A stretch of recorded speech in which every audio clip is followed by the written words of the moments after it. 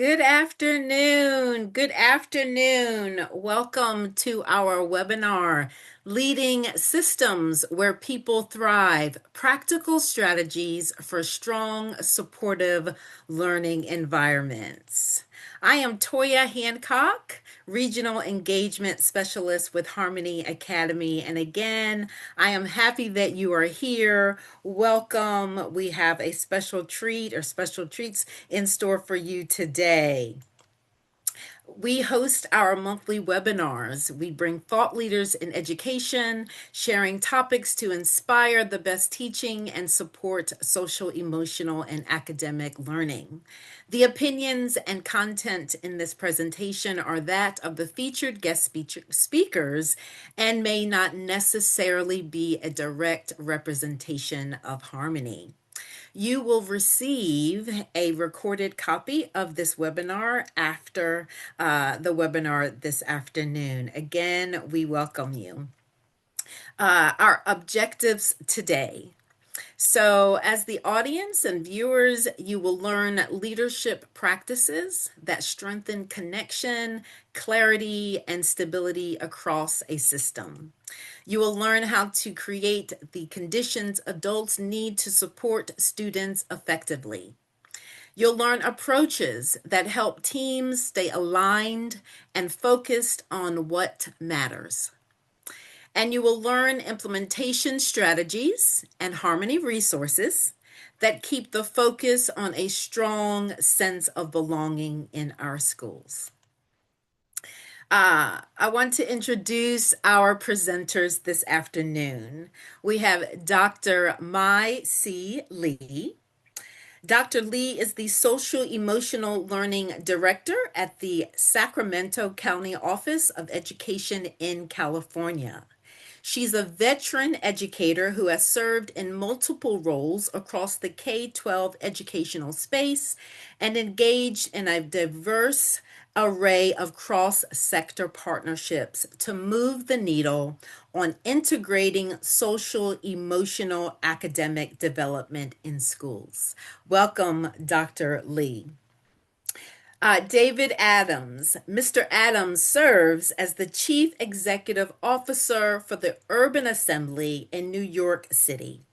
Mr. Adams was named one of Crane's 40 Under 40 honorees, and in 2021, he received the Chamber of Equity Award from the American Consortium.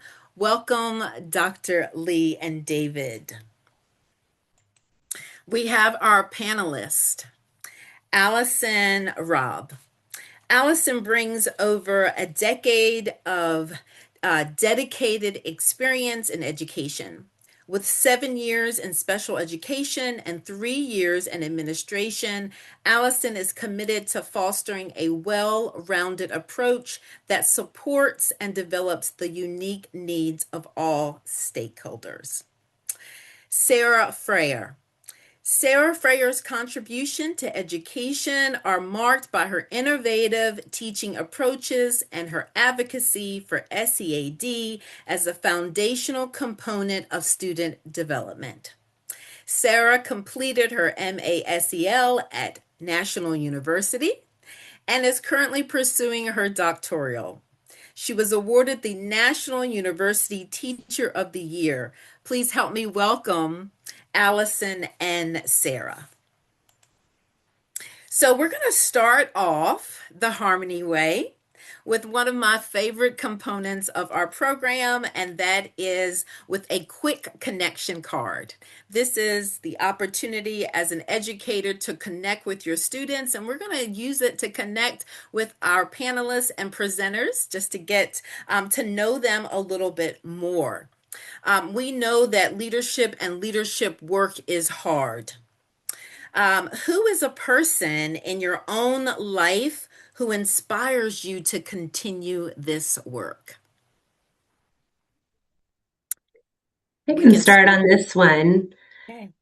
For me, a person from my life that's been really a hero or a model has been my mom.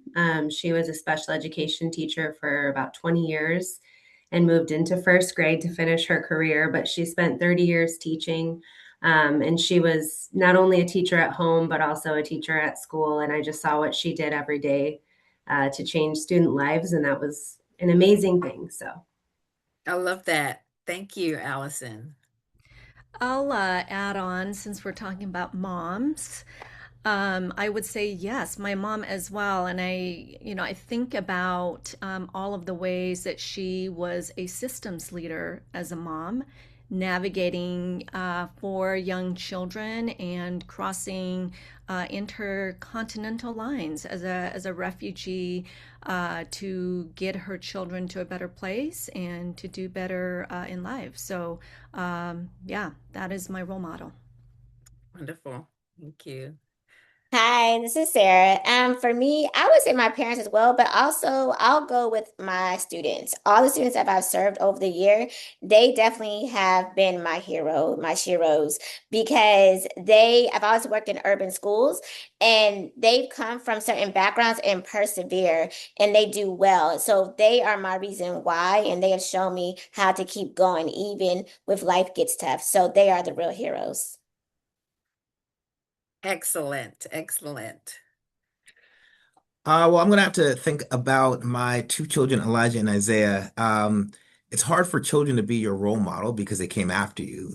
I begot them, as the Old Testament would say. Right, Um, right. but in seeing them grow older, they remind me of what I need to do to my descendants and to build a better community for my children and all children. And so they kind of role model what I'm trying to accomplish in public education, which is produce a good world, a strong community, and a place that my children can take their place with dignity and respect. I love that. I love how we are, our role models are those that, to your word, begot us, right? And then our children. That's wonderful. Thank you. Thank you so much for sharing. Quick connection, a way to connect with our students or, as in this case, with each other. Wonderful. So we are going to go ahead and get this party started. And we're going to first hear from Dr. Lee, who will share an example about system level change in California school districts, and in particular, looking at building the capacity for adults. And we're interested in hearing you share more about the initiative that you have helped lead from the county office in Sacramento. Dr. Lee. Thank you so much. And yes, let's get the party started. I was waiting for the music to cue up. So Right, right. thank you for getting us going there. Well, hello, everyone. It's such a pleasure to be here with you today to share some of the statewide infrastructure and practices that we have been engaging in to move the needle on systemic implementation of personal and social development and conditions for thriving in California. So, our statewide effort, also known as the CalHOPE Student Support Project, is grounded in a strong cross sector partnerships, as you can see with the variety of partners that we have here. And that is, we are funded through a healthcare agency, DHCS, as you can see, supported by a university research and evaluation partner and implementation experts, and engaged in regular communities of practice and thought partnership with all 58 county offices of education leaders from across our state. Next slide, please. Thank you.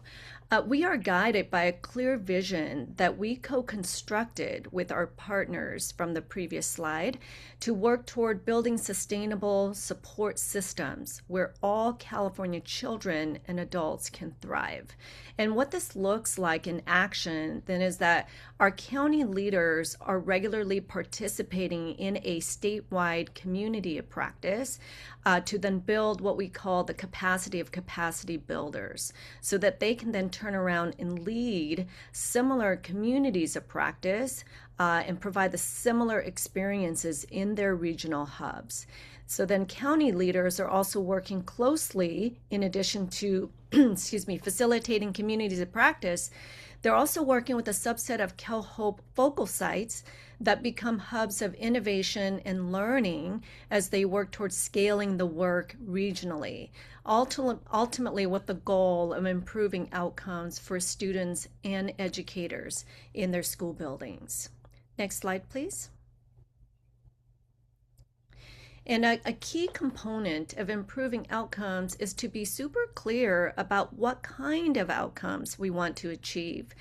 And so for us in California, having a clear logic model or theory of change has been really critical to improving and moving this work in the right direction.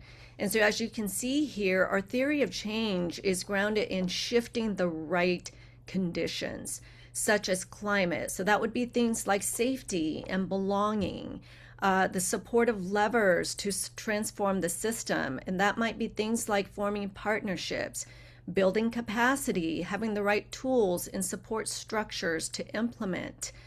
And then finally, the strong foundation rooted in the competencies of personal and social skills development, so that all of our young people and adults can thrive and improve their performance. So that would be academics as well as workplace performance, engagement, and that would be things like attendance.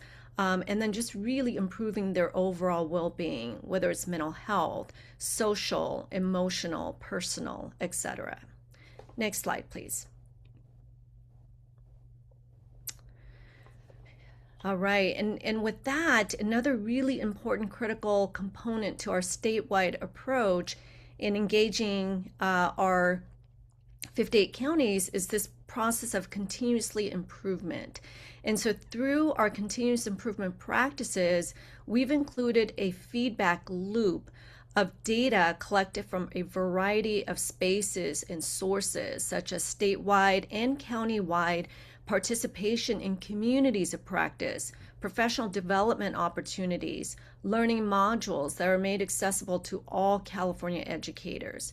We're also surveying our leaders, our staff, and our students on their experiences with how they're implementing the work, how they are doing, their well-being, their coping skills, as well as the climate and the culture that they are working in and learning in.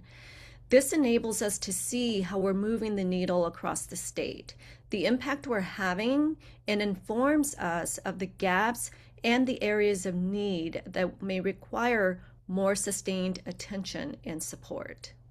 Next slide, please. So in addition to impact data, we're also looking closely at student outcome data as highlighted in our vision statement as well as our logic model. And one of the areas that's been really cool to see and in a lot of ways has been really surprising and promising is around chronic absenteeism. So we're really proud of the set of data.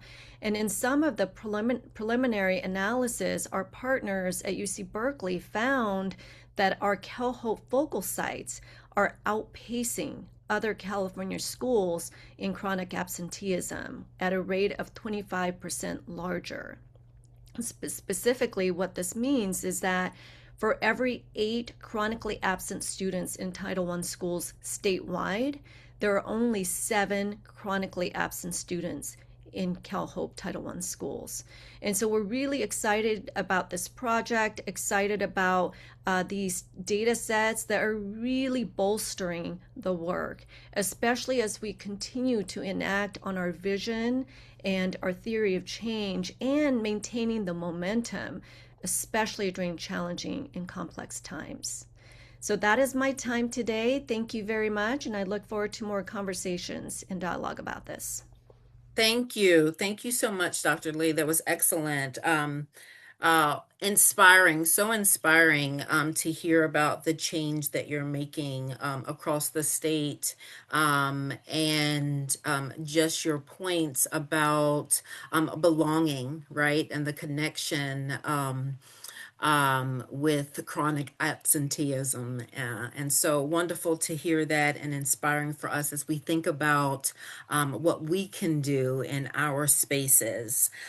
So we're going to now hear, let's turn to David, who will dive deeper into the components for leading change in any organization.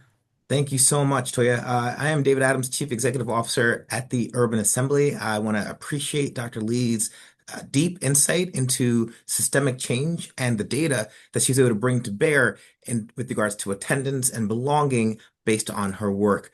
A little about the Urban Assembly. We are both a nonprofit and a school operator here in New York City, where we have 22 schools that reflect Urban Assembly design principles. What we think about is how to release educational constraints in order to drive innovation. Let's take a look at how we think about and conceptualize that in the age of AI. So at the Urban Assembly, we identify four main constraints that constrain or make it more difficult for schools to drive learning in their environments. We identify time, the capacity of educators and students to be intentionally engaged in the core functions of teaching and learning as a constraint, knowledge, the ability of educators and students to access, interpret, and apply information, skills, and insights. We have resources, coherence, continuity, and sufficiency, financial assets. And on the right, bottom right, we have incentives, signals, structures, and beliefs that shape what educators are expected and motivated to do within a system. Now, we were asked in this presentation to think about belonging. And so instead of thinking about, well, how do we increase belonging, the way that we frame the question at the Urban Assembly is what's stopping students from feeling belonging across schools in the United States and beyond. And when we think about it in that way, next slide, we zero in on two major constraints. So there's a mismatch in terms of incentives vis-a-vis what schools are incentivized to accomplish, vis-a-vis pacing, vis-a-vis calendaring, vis-a-vis academic outcomes, and what the research says about belonging. Now, a secondary constraint that drives some of the challenges in belonging is time. And that time constraint is very closely related to incentives constraint. Move faster, get your pacing right, cover curriculum. These things constrain the ability for students to feel a sense of belonging in the classroom, which leads us to an Urban Assembly style essential question. Next slide. How to release or collapse the incentive and time constraints to increase teacher interactions that drive student belonging. Now, one more time at the Urban Assembly, we spend time thinking about how to fashion problem statements that drive innovation. And so instead of thinking how to increase belonging, we think about it as how to release the incentive and time constraints in order to increase teacher interactions that drive student belonging. That brings us to the classroom automated feedback environment designed by the Urban Assembly Project Cafe. Next slide. So in the context of Project Cafe, we think about, okay, well, what could we do to collapse the time and incentive constraints around belonging? And one of the ways that we could do that is to build habits within our teachers that drive a sense of student belonging. And this is an example of positive climate coming out of this tool. And this tool essentially demonstrates or shows teachers on the bottom middle here, you can see how they use respectful language and how they use encouraging language in the classroom. Now, the research says that respectful language and encouraging language are part of what a student can feel in terms of belonging. They're conditions, I should say, that drive student belonging. So the question becomes how to create habits that drive student sense of belonging through interactions. And the first piece here is to give teachers feedback around these habits so that when incentives are pushing for academic outcomes or when time is pushing for pacing calendars, teachers have the habits that still drive high quality senses of belonging. And it's not just positive language classroom. Next slide. It's also how much students talk. We know that when student voice is present in the classroom, they have connections to themselves, connection to other people, and connection to the material. Now, the question again is how to ensure classrooms have the appropriate amount or an effective amount of student voice given the constraints of incentives and time. Now, again, how do incentives constrain student voice? Well, teachers are incentivized to drive student learning. And that means many teachers may feel uncomfortable if they're not directing student learning through teacher talk. So those incentives function as a constraint to how much student voice is available in the classroom. Again, we solve this by delivering consistent feedback to the teacher with regards to how much student voice is appropriate or available in each classroom period. Next slide.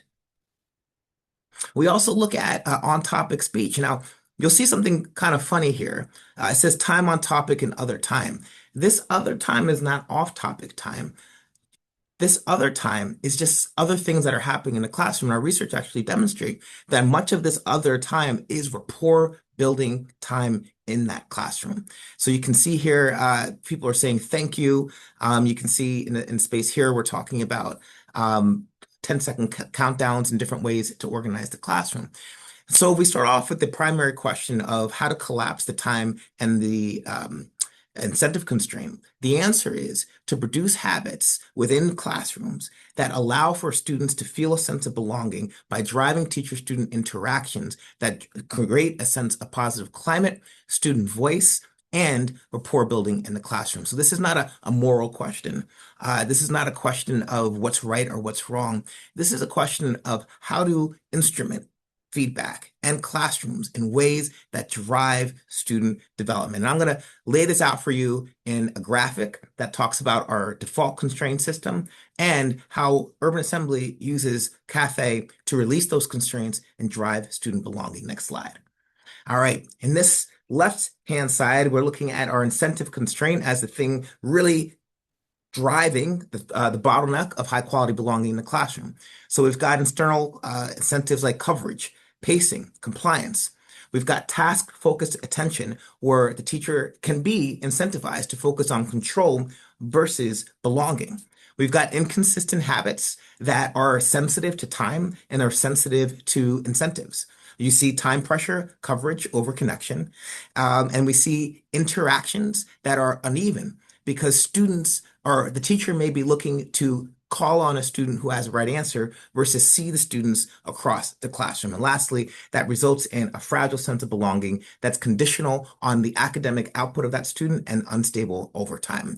On the right-hand side, we have a feedback-enabled system where habits are being developed, relationships and visibility are elevated as incentives. You have practice and feedback ability with strong, reliable habits that are insensitive to constraints around time and incentives because they are built into the classroom themselves. Your time pressure is now deconstrained because coverage can be supported with connection. You have reliable interactions where you get feedback on who is being seen, a durable sense of predictability, resilience, and belonging. And that is the vision the Urban Assembly is putting out vis-a-vis how to improve a sense of belonging in classrooms across the country, where we release the constraints of incentives and time and unleash a sense of belonging for all of our students. Thank you so much. So that was so good. Thank you for sharing that. We could go on for hours. I mean, I appreciate the factors, the key factors to increase teacher interactions that you shared that ultimately increase student sense of belonging. As you were sharing, I just kept hearing everyday practices, harmony, everyday practices, voice and choice.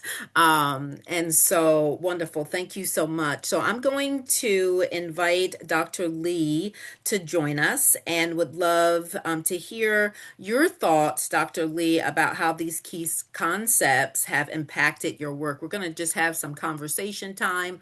I'm going to go ahead and stop sharing and also inviting our panelists to join the conversation as well to share what insights from both of these presentations stood out and how they relate to your work as school leaders. So again, thank you so much. So we'll go right into it.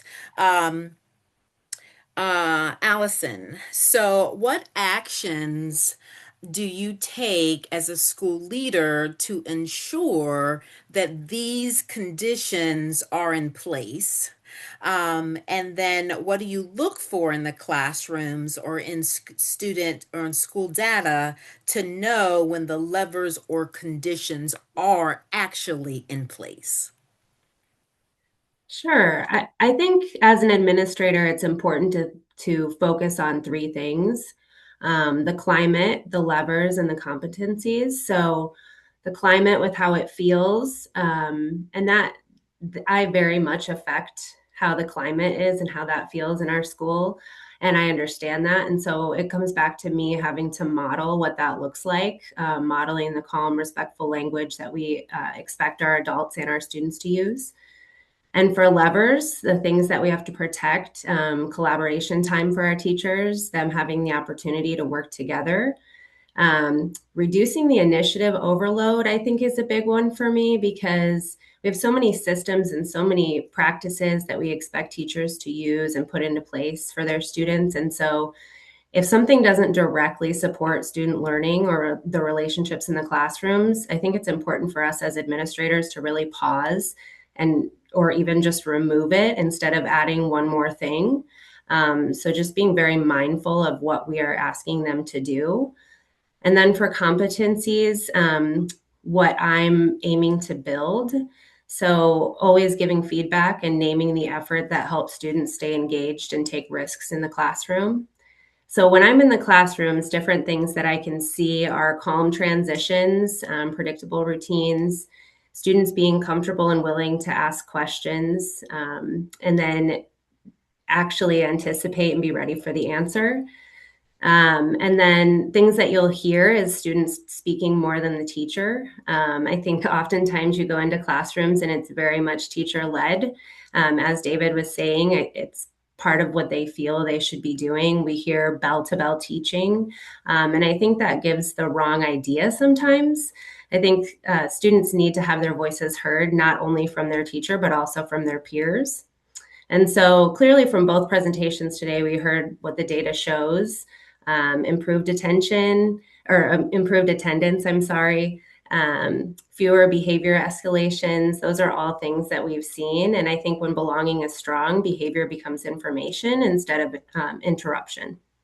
Excellent. Thank you so much. Dr. Lee, can you talk about or just share your reactions to David's presentation and what he shared with us? Yeah, I mean, boy, David is the guy, right? There's so much in that presentation, such meaty, good stuff. I think that the part that I go back to is around this idea of building the habits of teachers to embody the this idea of respectful and encouraging language, and that if it's integrated into the wholeness of what it means to show up for young people, right, and what it means to show up to cultivate the DNA of the classroom, that really speaks to honoring the integrity of young people, and for the leader, honoring the integrity of the educators in that building. That if we can really work on those habits, maybe we have a chance in terms of those goals and aspirations around deeper belonging and connection and safety and overall climate and culture. So that really resonated for me greatly. Excellent. Thank you. I love that. The respectful, I wrote that down as well. The respectful and encouraging language. Sarah, so what resources do you turn to as a school leader to make all of this happen? Yeah, thank you for that. And I really enjoyed everyone so far. Some of the things that I do use is one is Danielson framework. We use the Danielson framework as we go in and really observe to look to make sure that the teachers are letting the students lead, right? Like it's a lot of student voice going on. The Danielson framework helps me and also the teacher as we're understanding the Danielson framework to make sure we're putting those best practices in place so all children are heard and seen. And then another one that we use is really big on the with the harmony lessons, there's a part of it where it's like the unit of vocabulary words that goes with each unit, right? And so within the harmony curriculum, we're really big of taking that and saying we're going to be intentional to, like Allison was saying, of modeling that. So whatever that they're on, those vocabulary words, the school leaders, the teachers, everyone is using it. So it's a whole school model of this, not just living in one part of the day, right? And so what that looks like is we take the vocabulary words, we see the kids, we're making sure that we're using it in a proper way, or saying, are asking them to use it in a sentence, and it just becomes life to understand how those words become living in our schools, in our classrooms, in everyday life. And we also give it back to the parents too, right? Within the newsletters, like, this is what we're working on, and we give them resources on how to make it part of their life at home, because I'm a firm believer that the parents are their child's first teacher, and they're bringing the best that they can. So we all have to bring that community with that and help the parents and give them the same resource. Another one that I really use is the on-demand modules from Harmony as well. A lot of times the way I would use it is within the Down syndrome framework. If we see growth areas that can happen, they have videos too, but I also like to use the Harmony ones because they go with it to explain and give you different resources and strategies how to bring out that part that you need to work on alive with good examples. So those are the best ones that I've used to really help me out with my scholars and my students. Thank you so You're much, welcome. Sarah. Wonderful to mention the Harmony Professional Learning, right? And the modeling for educators. And so, David, in the age of AI, what rules do teachers and do leaders and teachers need to assure relationships stay strong? Such a great question. Let's start off with some design principles that I think are important to lay out on the table. One of the first design principles is that judgments should come from people and not from machines. And so the way that we organize our tool, it doesn't say good question, bad question, good encouraging language, bad encouraging language. It simply shows encouraging language as a touching point to discuss. How do you think your use of respectful language or encouraging language in a class drove students a sense of belonging? Maybe a question we accompany with some of that data. And so the other thing I would offer as we're thinking about this work is know what problem you are solving with your tools. Uh, the question of evaluation versus the question of teacher development are two different problem sets. There's not a lot of evidence to me that evaluation drives teacher development and support, but teacher feedback does.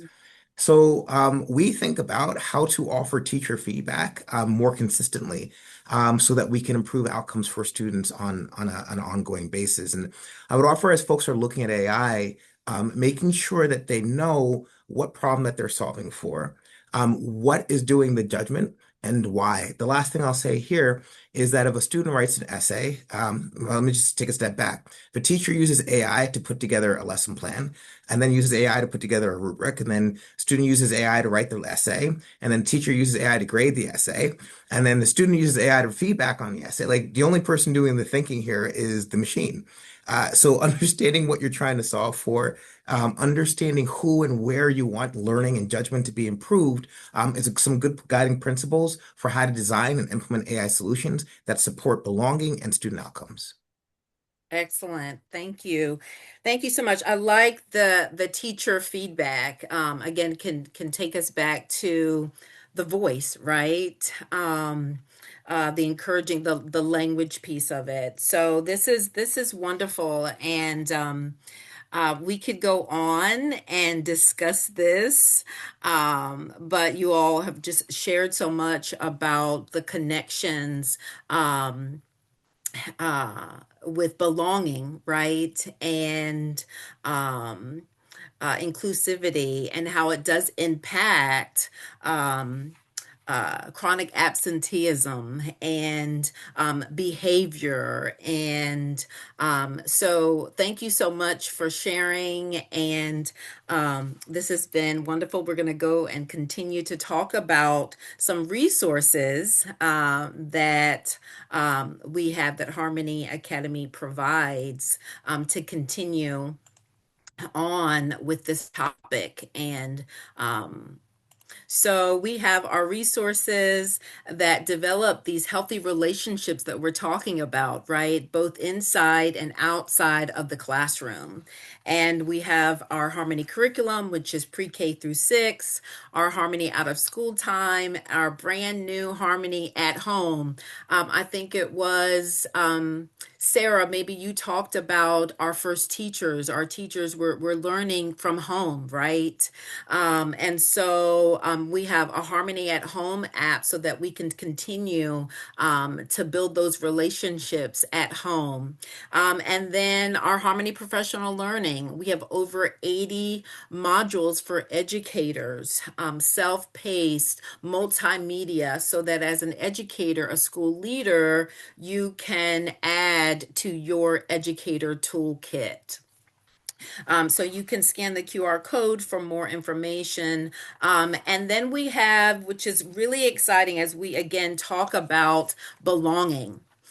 We know that this is a hot topic, if you will, because we're seeing so much tied to belonging. So we have a Belonging Together series.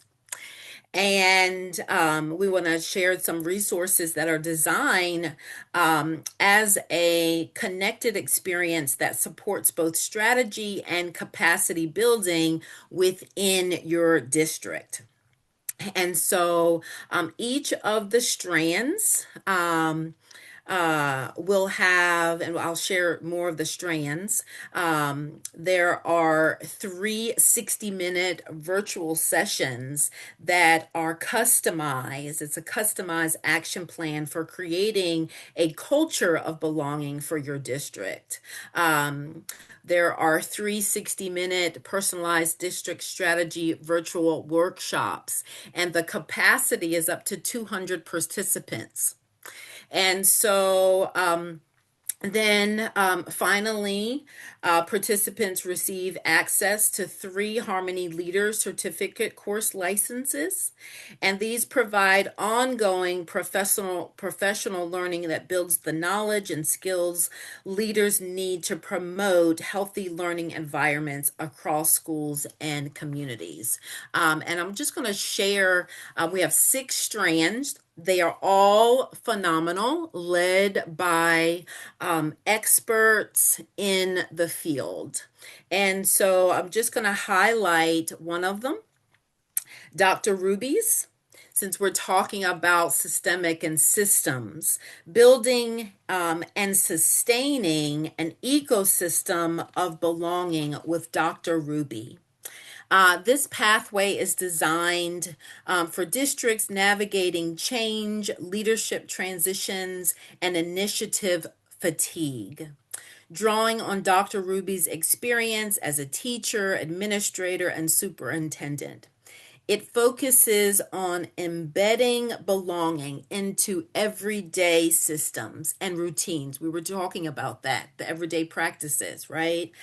So the work endures beyond individuals and becomes part of how the district operates. So we're excited to have this offering. And thank you again for our wonderful presenters and panelists. And we are close to being out of time, but we'd love to hear some final thoughts from David and Dr. Lee, just some takeaways that you have for our educators and leaders today.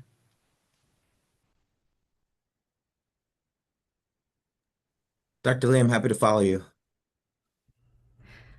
I was waiting with great silence because I thought you might come in here, David. But yeah, I mean, I'd be happy to offer some of my thoughts. I think Allison actually said this around this idea of it starts with the leader, right? The leader really setting the pulse for whether it's the district or the school. And the leader could be the teacher in the classrooms, really setting the pulse for the climate and the culture in terms of really cultivating a sense of belonging, a sense of safety, a sense of inclusivity. And so when I think about large ecosystems, whether they are in large districts, small districts, etc., or any organizations for that matter, it really starts with the individuals in that ecosystem, right? And the individuals include systems leaders who are charged with policies and enacting on those policies and practices.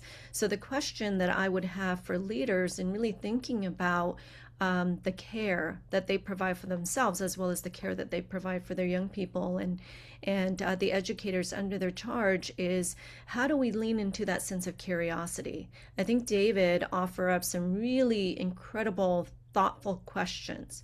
Right? It's the question around what are we trying to solve for? And so in any ecosystem, what are we trying to solve for? And if we're thinking about thriving, for example, or belonging as the end outcome, how do we get there? And how do we get there in a way that really encapsulates what it means to belong, what it means to provide that sense of routine and consistency and safety, nurturing the resilience that we know our young people have each and every day that they come into our spaces. So for me, it's really, going back to the leader leading that charge, and again leaning into those wonderful questions and really that sense of curiosity that can be a great tool. Thank you so much. Um, and David, you'll share, and then we'd love to hear also final thoughts from Sarah and Allison after you share, David. Thanks, Toya. I'll be brief on this. I'll say that the education system is one of the first representations of our collective government or collective governance structures that young people participate in. And so belonging to our education system really is a proxy for belonging to our society. Our discipline structures that students feel in our education system can be a proxy for the discipline structures that society uses. And so at the end of the day, when Dr. Lee talks about what we're solving for, to me, we're solving for teaching our young people what they should expect out of our country, out of our community, out of our society, by organizing our schools in ways that respect their dignity, and who they should be in our country. And so that's something worthy. That's not about being soft. That's not about being fluffy. Those are important principles, and I'm excited to be supportive of Harmony and the work that you guys are doing in order to elevate those principles for all students. Love it. Respect their dignity. That's awesome. Thank you, Allison and Sarah. Yeah. So my last thought is that every child deserves to see a reflection of themselves as they learn and grow, right? And so with that being said, one thing that I always do that I didn't say is that we ask surveys for the students. We have weekly surveys for them to give a survey about how their learning experience is going. So that is a way for the teacher to see what the children are thinking about the school, about their class, and it becomes a norm of not just a, oh, like it's part of like life of growing. So they get to see a reflection. So just remember that every child deserves to see a reflection of themselves and grow. And so make things in place where they can be reflected, whether it's the color of their skin, their thoughts, their ideas, and their needs. And one way by doing that is giving them time to send out a survey to them to really say, how do you feel that school is going, and their thoughts about that, and then implement that into your daily work at school. Thank you. Love it. That voice and choice. Great. Wonderful. And Allison.